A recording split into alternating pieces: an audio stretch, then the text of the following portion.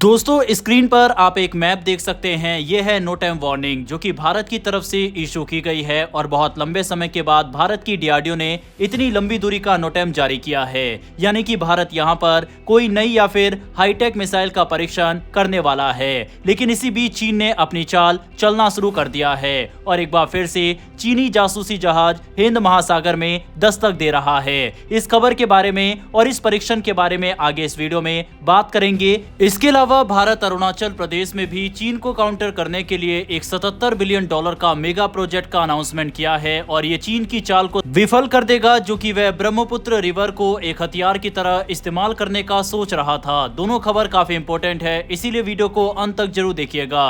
हिंद महासागर में इस वक्त एक बार फिर रणनीतिक हलचल तेज हो गई है। चीन का हाईटेक मिसाइल और सैटेलाइट ट्रैकिंग जहाज युआंग वैंग 5 फिर से सक्रिय हो गया है। ये वही जहाज है जो कई बार भारत के लिए चिंता का कारण बना है क्योंकि इसकी निगाहें सीधे भारत के मिसाइल टेस्टिंग इलाकों पर होती है। इस बार मामला और भी दिलचस्प है क्योंकि ठीक उसी वक्त भारत ने बंगाल की खाड़ी में एक बड़े मिसाइल परीक्षण के लिए नो टाइम जारी किया है जो 15 से 17 अक्टूबर 2025 तक रहेगा और इस बार का खतरा क्षेत्र यानी डेंजर जोन पहले से कहीं ज्यादा बड़ा है, करीब 3550 किलोमीटर तक। यानी साफ है कि भारत कुछ बड़ा टेस्ट करने वाला है और दुनिया की नजरें उस पर टिकी होंगी। युआंग वैंग 5 चीन की नौसेना यानी पीएलए नेवी का एक स्पेशल ट्रैकिंग शिप है। इसका काम है मिसाइल लॉन्च, सैटेलाइट ऑपरेशन और नेवी की गतिविधियों की निगरानी करना।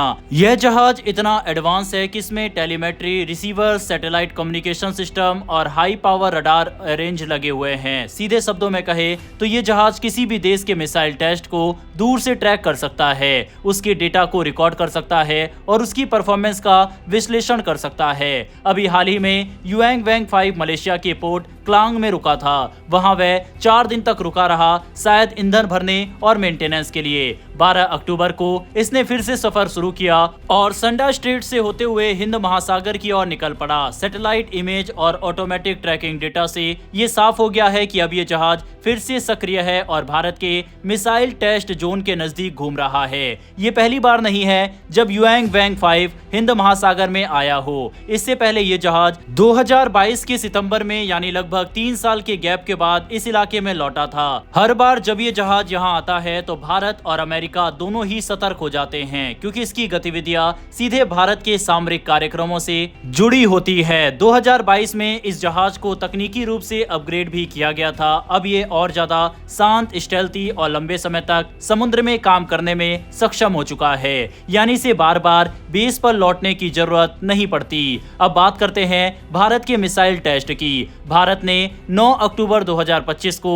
एक नया नो टाइम जारी किया है जिसमें बंगाल की खाड़ी के ऊपर उड़ानों पर अस्थायी रोक लगा दी गई है। पहले ये क्षेत्र सिर्फ 1480 किलोमीटर तक सीमित था, फिर इसे बढ़ाकर 2520 किलोमीटर किया गया और अब इसका विस्तार 3550 किलोमीटर तक कर दिया गया है। यह आंकड़े बताते हैं कि भारत इस बार लॉन्ग रेंज स्ट्रेटेजिक मिसाइल का परीक्षण करने की तैयारी में है। कई रक्षा विश्लेषकों का मानना है कि यह टेस्ट शायद अग्नि सीरीज की अगली मिसाइल या फिर हाइपरसोनिक ग्लाइड व्हीकल से जुड़ा हो सकता है। कुछ रिपोर्ट्स तो इसे भारत की MIRV यानी multiple independently targetable recently vehicle तकनीक यानी दिव्यास्त्र मिसाइल का ट्रायल भी मान रहे हैं। अब ये दिलचस्प बात देखिए, युआंग वैंग 5 का हिंद महासागर में लौटना ठीक उसी हफ्ते हुआ जब भारत ने ये नो टाइम जारी किया।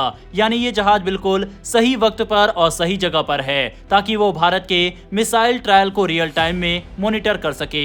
इसके साथ ही एक और नाम सामने आया है, ओशियन टाइटन, जो अमेरिका का एक रिसर्च वेसल और स्क्रिप्स इंस्टीट्यूशन ऑफ ओशियनोग्राफी के अधीन काम करता है। ये जहाज भी इस वक्त हिंद महासागर में मौजूद है और इसमें भी ऐसे उपकरण लगे हैं जो ध्वनि और इलेक्ट्रोमैग्नेटिक सिग्नल को ट्रैक कर सकते हैं। यानी ये भी मिसाइल ट्रैकिंग के लिए इस्तेमाल हो सकता है। इस वजह से सोशल मीडिया पर OSINT एनालिस्ट यानी ओपन सोर्स इंटेलिजेंस एक्सपर्ट्स ये कह रहे हैं कि इस बार भारत का मिसाइल टेस्ट एक बड़ा इवेंट बन गया है जिसे चीन और अमेरिका दोनों करीब से देखना चाहते हैं। भारत के लिए यह स्थिति थोड़ी चुनौतीपूर्ण भी है और गर्व की भी है। चुनौती इसलिए क्योंकि विदेशी निगरानी जहाज भारत के सैन्य परीक्षणों पर नजर रख रहे हैं। और गर्व इसलिए क्योंकि ये दिखाता है कि भारत के परीक्षण अब वैश्विक स्तर पर अहमियत रखते हैं। ऐसे हालत में भारत को भी अपनी तैयारियां पूरी रखनी होंगी, जैसे इलेक्ट्रॉनिक जैमिंग, डेटा शील्डिंग या फिर डमी ट्रायल्स, ताकि असली मिसाइल की जानकारी किसी और तक ना पहुंचे। विश्लेषकों का कहना है कि चीन की ये चाल लद्दाख और ताइवान तनाव के दौर में भारत की सेकेंड स्ट्राइक क्षमता यानी दूसरी जवाबी मार की विश्वसनीयता को परखने के लिए है। वहीं अमेरिका की उपस्थिति को क्वाड देशों के बीच बढ़ती रणनीति साझेदारी के रूप में देखा जा रहा है, यानी दोनों पक्ष हिंद महासागर में भारत के कदमों को बारीकी से समझना चाहते हैं, बस नजरिया अलग अलग है। कुल मिलाकर बात यह है कि हिंद महासागर अब सिर्फ व्यापार का समुद्र नहीं रहा, बल्कि यह एक रणनीतिक मैदान बन चुका है जहां हर देश अपनी ताकत, तकनीक और इरादे की परीक्षा ले रहा है। भारत के लिए यह एक अहम समय है। एक तरफ दिव्यास्त्र जैसे एडवांस मिसाइल प्रोजेक्ट और दूसरी तरफ विदेशी निगरानी की चुनौतियां। लेकिन अगर भारत अपनी तैयारी, तकनीक और गोपनीयता बनाए रखता है तो ये परीक्षण भारत की रक्षा शक्ति को नए स्तर पर पहुंचा देंगे। बहरहाल क्या ऐसे वक्त में जब चीन का ये जासूसी जहाज हिंद महासागर में वापस लौट आया है तो क्या भारत को अपने इस मिसाइल का परीक्षण करना चाहिए या फिर इसको टाल देना चाहिए? इस पर अपनी राय कमेंट बॉक्स में लिखकर बताइएगा। बढ़ते हैं हमारी अगली खबर की तरफ, और ये भी चीन से जुड़ी हुई है। भारत की बिजली व्यवस्था में एक बहुत बड़ा बदलाव आने वाला है। सेंट्रल इलेक्ट्रिसिटी अथॉरिटी ने एक विशाल योजना तैयार की है जिसका मकसद है ब्रह्मपुत्र नदी घाटी से 76 गीगावाट से ज्यादा हाइड्रो पावर देश के बाकी हिस्सों तक पहुंचाना। इस प्रोजेक्ट की लागत करीब 6.4 लाख करोड़ रुपए यानी लगभग 77 बिलियन डॉलर होगी और इसे साल 2047 तक पूरा करने का लक्ष्य रखा गया है।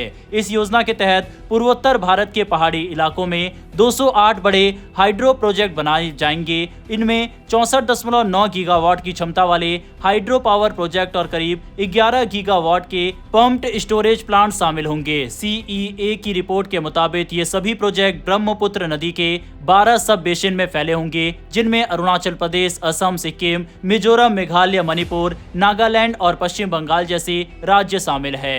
ब्रह्मपुत्र नदी की खासियत यह है कि ये तिब्बत से निकलती है, भारत से होकर गुजरती है और फिर बांग्लादेश में प्रवेश करती है। भारत के हिस्से में खासकर अरुणाचल प्रदेश में इस नदी में जबरदस्त हाइड्रो पावर क्षमता है और यही वजह है कि इस इलाके को भारत की ऊर्जा सुरक्षा के लिए बेहद अहम माना जाता है। लेकिन यहाँ एक बड़ा रणनीतिक पहलू भी जुड़ा हुआ है। चीन यारलुंग जांगबो नाम से ब्रह्मपुत्र के ऊपरी हिस्से में एक विशाल बांध बना रहा है। भारत को डर है कि अगर ये बांध चालू हो गया तो सर्दियों के मौसम में भारत की ओर पानी का प्रवाह 80 से 85% तक कम हो सकता है। इसीलिए भारत अब अपनी तरफ से इस पूरी नदी घाटी का उपयोग रणनीतिक तरीके से करना चाहता है ताकि पानी का बहाव, बिजली उत्पादन और राष्ट्रीय सुरक्षा तीनों का संतुलन बना रहे। CEA की रिपोर्ट बताती है कि अरुणाचल प्रदेश अकेले में ही 52 गीगावाट से ज्यादा हाइड्रो पावर क्षमता मौजूद है, यानी भारत के कुल हाइड्रो पावर का सबसे बड़ा हिस्सा इसी राज्य में है। अगर ये प्रोजेक्ट पूरे हो जाते हैं तो भारत के पास एक बहुत बड़ा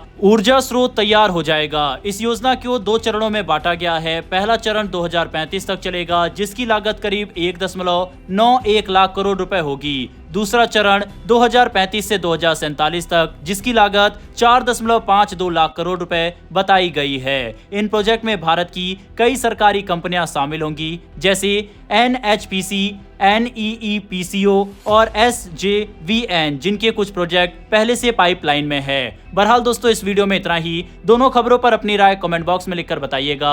इन्फॉर्मेशन और वीडियो पसंद आई हो तो वीडियो को लाइक करके हमारी आने वाली डेली ऐसी वीडियो के लिए नीचे दिए गए सब्सक्राइब बटन को प्रेस कर बेल आइकन को जरूर दबा लें। फिर मिलेंगे ऐसी एक नई वीडियो के साथ। धन्यवाद। जय हिंद, जय भारत।